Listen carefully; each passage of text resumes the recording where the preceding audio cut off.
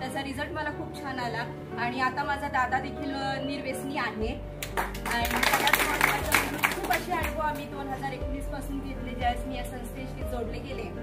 मी काम करतच होते, त्याच्यानंतर माझं स्वतःचं पॅरामेडिकलचं कॉलेज आहे, 17 वर्ष पूर्ण झालेले आहेत त्याला आणि ऑल इंडिया काउन्सिलची मान्यता देखील मला या वर्षी मिळालेली आहे।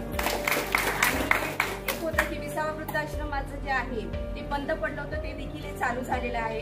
हे फक्त आणि फक्त ज्यावेळेस आपण या संस्थेशी जोडलो त्यावेळेस आपल्यावरचे ज्या गोष्टी बंद होत्या त्या चालू झालेल्या आहेत। आणि मी या संस्थेमध्ये ज्यावेळेस आले त्यावेळेस इतका छान असा रिस्पॉन्स आम्हाला मिळाला आणि इथली टीम जी आहे, आमची कमिटी जी आहे ती प्रत्येक गोष्टीमध्ये सपोर्ट करते। एक तर पहिली गोष्ट म्हणजे आपल्याला समाजामध्ये मान, सन्मान आणि पैसा कुठे दुसरीकडे मिळत नाही, तो फक्त आणि फक्त आपल्या संस्थेमध्ये मिळतो।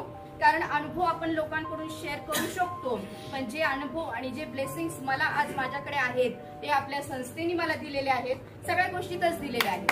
त्याबद्दल मी संस्थेचे मनपूर्वक आभार मानते। मी आता सलग आता दुसऱ्या वर्षी देखील आंतरराष्ट्रीय मानव अधिकारी सुरक्षा संघटनेचे मी अध्यक्ष म्हणून काम करत आहे।